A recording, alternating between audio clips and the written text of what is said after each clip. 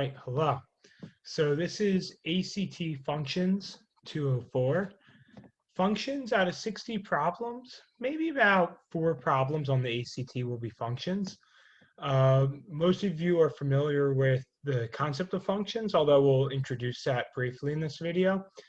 But a lot of you are not familiar with vertical and horizontal asymptotes, which is something that comes up on the ACT. A lot of students see that word and they really don't know what's expected of them. So we'll cover what those are as well.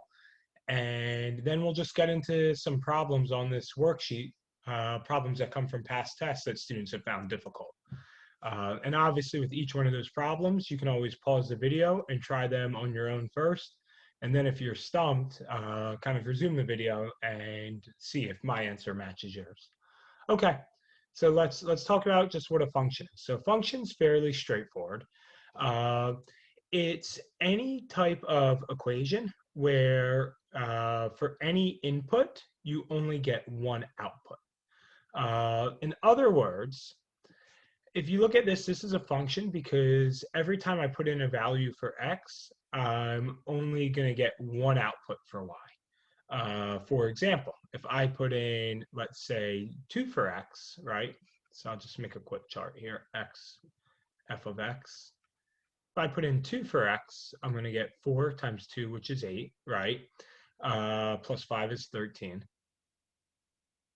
So if I put in 2, I'm going to get out, I guess these are by 2s. So if I put in 2, I'm going to get out like 13. And the thing is this, if I put in 2, I'm only going to get out 13. It's not like I can put in 2 and then also get out, I don't know, let's say 0. So like if the graph randomly did this as well, it wouldn't be a function. In other words, for every input, there's only one output. And the way you can check is a vertical line test. So if you look at this graph right here, this quadratic turned on its side, this is not a function because for the value of 7, we get 2 outputs. We get this output and this output. Anyway, the test doesn't really test you on what a function is, but you just need to know that for a function, for every input, you get one output. And functions can be lines, they can be quadratics, they can be polynomials, they can take a bunch of different forms. And a function can be represented by an equation, 3x plus 5, so this linear equation. It can be represented with a t-chart, and it can be graphed. So those are the 3 ways you can kind of read and look at a function. Okay, you can read more on that on your own, but let's look at a very common type of problem. I think most people are familiar with this concept, but it does come up on the test, so I want to cover it. It's a function inside a function. So if you get, and we will practice one of these, I believe I've picked a practice problem that has a variation on this concept. But anyway, for this specific problem, if it wants f of g of 3, what you do is you input the 3 for the x. You input the 3. So if it says g input x, and here's the x spot, wherever the x spot is, whatever is in here, you input it there. So in other words, g of 3 is going to be 3 squared. Okay, so f of g of 3 is really f of 9, right? Because g of 3 is 9. So really, when it's f of g of 3, it's f of 9. Well, if we input 9 into the f function, it's going to be the opposite of 9 squared plus 8. So 9 squared is 81. Take the opposite of that, negative 81. Negative 81 plus 8, we're looking at negative 73. So that's our answer for that. So if you have a function inside a function, put in the input where it belongs and work, in this case, work from the g function out to the f function. Okay, another way you could see a function is they tell you what your output is and they demand to know what your input is. So in the second example, they're saying that if you input x into the function, so if you input x here and here, right, whatever x may be, you're going to output 0. When you f of x equals 0, that means if you input x, you output 0. So what would we do? We would just say 0 equals x squared minus 8x plus 20. And hopefully we can factor this without using quadratic formula. So we have to say what multiplies to 20 but adds to -8. So we have x, oh, that's minus 20. Very happy I caught that. Sorry about that, guys. So with minus 20, we have to say what multiplies to -20 but adds to 8. So we have x minus 10, x plus 2. So in the case of this one, x could equal 10 or -2. Either would work. Okay. But if I read the problem carefully, I put in that x has to be greater than 0, so it cannot equal -2. Awesome. So that's kind of what you are probably already familiar with. Now let's look at this asymptote concept. This is very important. You get this maybe once every 2 to 3 tests, but you don't want to be the type of person who is good with functions and just misses this problem because you don't know the terminology. So let's look at what a vertical asymptote is first. And vertical asymptotes are fairly straightforward. So a vertical asymptote is a situation where you input a value for x and you don't get an output for y. In other words, it's a value that is not part of the domain of your function. So the domain is all possible inputs for x. A vertical asymptote is an input for x that will not yield an output for y. So if we look at this specific equation right here, the way to figure out your vertical asymptote is just to look at the denominator and set it equal to 0. Because if our denominator equals 0, then we're dividing by 0. If we divide by 0, we don't get an output. So if you think about this specific one, x f of x. So if I were to input, let's say 1, I would absolutely get an output for y, right? If I input 1, I would have 1 over -2 times 3. So I would get -1/6. So that's an example of an input that will yield an output. But if our denominator equals 0, so x minus 3, x plus 2, if that equals 0, I don't get an output. So if I were to put in 3, for let's say, I would have 3 over 0 times 5. And I'd have 3 divided by 0, which doesn't yield an output. So in this case, our vertical asymptotes are 3, right, no solution, and -2. So that's all a vertical asymptote is. It's an input that does not yield an output. And what it will look like is, for this particular equation, right, it will look like this. It's called a vertical asymptote because you could literally draw a vertical line through your function at 3 and -2. I should do this closer to where 3 is. I guess it's at this line. Let me move that over. Should be more precise. Anyway, here's where 3 is. If I draw this line right here at 3, I'm not going to touch the function.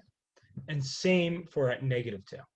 So you can tell what a vertical asymptote is when you're given the function, but also, as you remember, functions can be put in t-charts, they can be expressed as equations, or they can be graphed. Just looking at this graph, you can tell you have vertical asymptotes at 3 and -2. Okay. So that comes up more often than horizontal asymptotes, but the harder problems on the test, usually within the last 15, you may get a horizontal asymptote. So let's talk about what that is. So a horizontal asymptote is what your function trends towards as you approach infinity and negative infinity. So the way to think about it is, if we're looking at this specific polynomial right here, if I were to put in like 1 million or go even higher, 10 million, what would happen conceptually? Well, let's think about it. 1 million to the third is going to be a really high number. If you figure that out in your head already, great, but I'm not even going to bother with that. But 1 million to the third is going to be a really high number. 1 million squared is going to be a high number, but nowhere near 1 million to the third. And 5 is very small compared to the rest of this. So if you really think about it, we have 3 times 1 million to the third. Okay, and then the rest just isn't that significant. So I'll just do plus rest.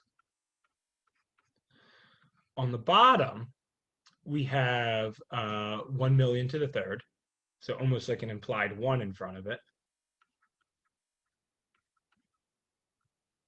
Minus 4, so minus rest, not significant. So if you think about it, what's going to happen here is as we put in really, really, really high numbers, the rest is going to be less and less significant.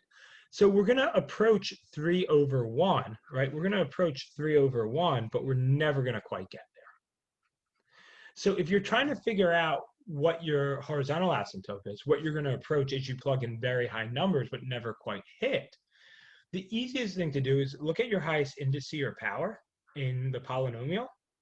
And if they're the same, so in this case, they're both to the third, just compare the coefficients. So in this case, it's 3 over 1, right? Because they're both to the third, we're going to approach 3 over 1 or 3. And if we look at this graph, right here at 3, our function does not hit. So that's our horizontal asymptote. And interestingly enough, I'll leave it at that. I'll leave it at that. So that's our horizontal asymptote right there. Okay.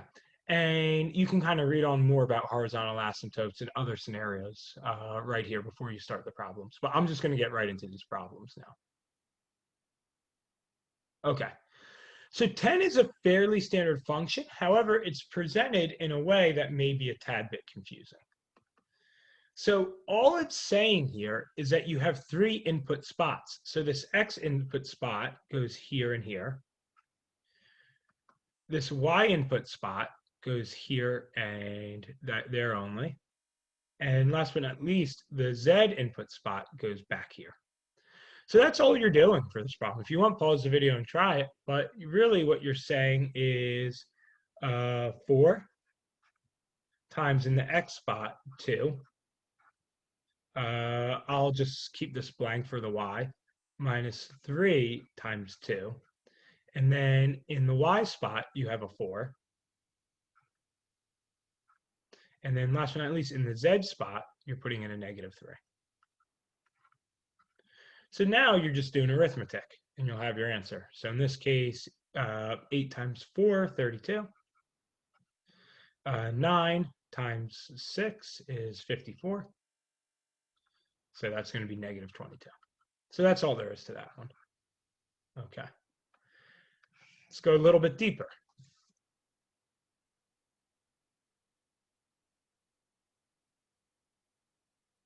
Okay.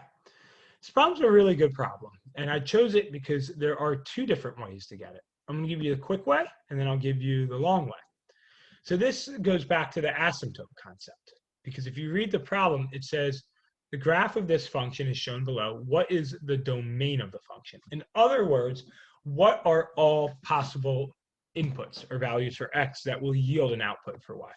Well, if you just look at this one, you have a vertical asymptote at -1, and you have this open dot here at 3. So really, just by looking at it, you know that it is D. Right? Everywhere else where there's an input, there's an output, but at these 2 values, you will not yield an output.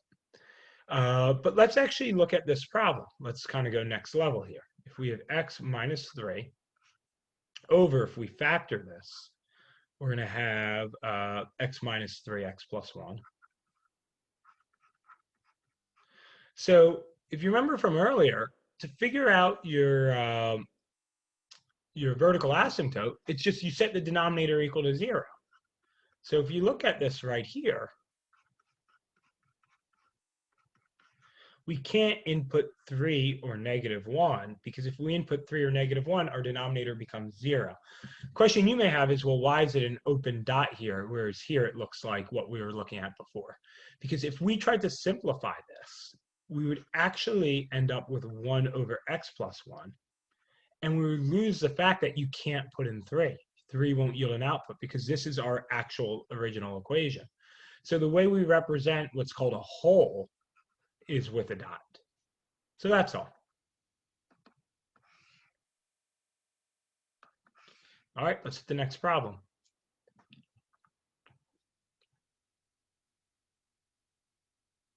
So this is a concept that I really did want to cover because it kind of hits on 2 points at once. And I really apologize. This got shifted when I put it into a PDF. So really, this is A, not this. This is B. This is C. This is D. And this is E right here. So there are your answer choices. Okay, if you want, pause this video and give it a shot. If you have no idea what these lines are, they're covered in absolute value worksheet. I believe it's absolute value 214. But real simply, if something is in absolute value brackets, if it's negative, it turns positive. If it's positive, it stays positive. All absolute value asks for is distance from 0. And your distance from 0 is, distance is always measured in positive form. So in this case, if we look at this, it's saying we have this function, right? So I'm just going to kind of make this ups to really illustrate things. But we'll say, okay, if we put in like -2, we're getting out 5, let's say. I'm just making this up. If we put in 0, we're getting out 0. If we put in 2, though, it looks like we're getting out -3, let's say. So, and then if we put in like 10, it looks like we're getting out, let's say, 8. Again, I just made those numbers up. But if we say, hey, actually, let's put an absolute value around the output, what that means when you put an absolute value around the output is that if it were negative, it turns positive. So this 2 would become a 3, right? So this point right here gets plotted up here. So essentially, all of the negatives flip to positives. Everything that got plotted negative, all outputs get plotted positive. So all of these ones right here are going to end up there. Okay. So essentially, what is that going to look like? That's going to look like answer choice E, right? You're not going to have any negative outputs because with absolute value brackets, they get turned positive. And again, more on absolute value on worksheet 214. Okay. This is a really cool one, 29. And I did do, I think I picked one more after 29. I picked 34. We'll do both. We'll do both. We'll move with a little bit of pace. And if you're bored of me at this point, then you can just pick to watch one of them rather than both. Okay. So on this one, very familiar concept, function inside a function. It's asking about what's the possible domain. So essentially, what inputs will yield an output. So I'll do the kind of official way, and then I'll do a backdoor way. Let's do the official way first. So if I input x into the g function, I output this. So really what we're looking at is f of x plus 1, because that's our output for the g function when we input x. So if we input x plus 1 into the f function, we end up with 3 over x plus 1 squared minus 1. Okay. So interestingly enough, if we just look at the bottom here, because that's what's going to dictate what our domain is, we're going to have x squared plus 2x plus 1 minus 1. So really x squared plus 2x is what's in our bottom.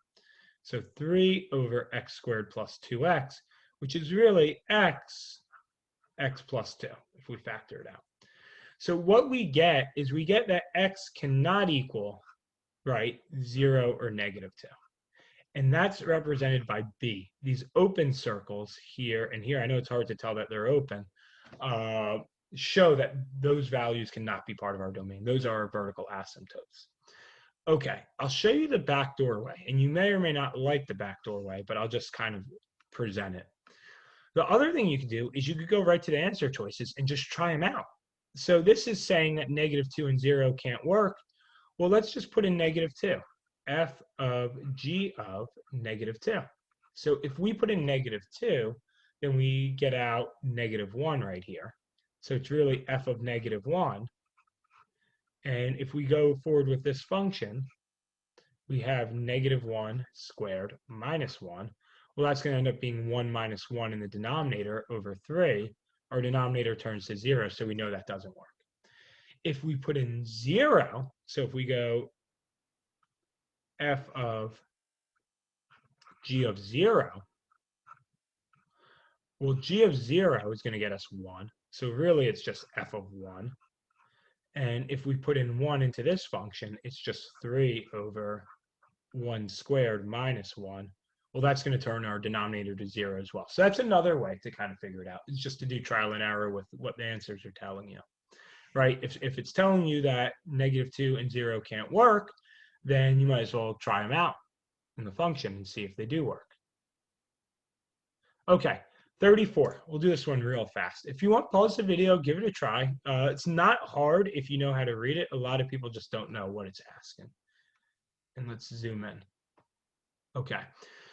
So it says, in the standard xy coordinate plane, what is the y-intercept of the graph of this function? And then they give us a lot here, so it may be a little confusing. But if you think about y or x intercepts, a y-intercept just means that your value of x is 0, right? It's your output for y when your value of x is 0. An x-intercept is the opposite. So if you ever see a y or x-intercept, you're just plugging in 0 for y or x and then just figuring out, what the other one is. So y-intercept, you're plugging in 0 for x. So if you look right here, if you plug in 0 for x, we're using this equation. We're using this linear equation. So 2 times 0 minus 5 is going to get us minus 5. And that's your bonus problem. So 34 is A. Okay, I hope this video helps. Good luck on the worksheet. And as always, feel free to return for any other videos. All right, bye.